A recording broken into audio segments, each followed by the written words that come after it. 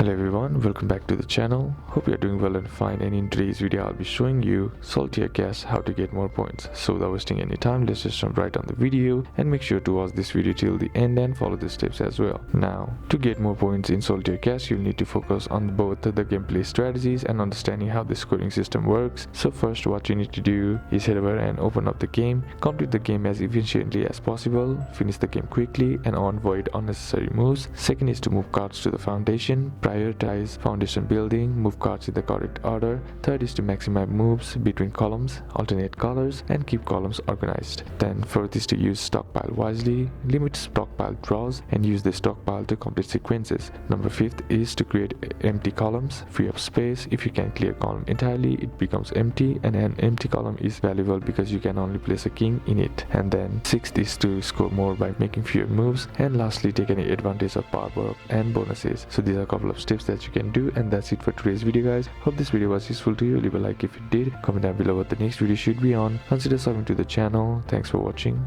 Bye bye.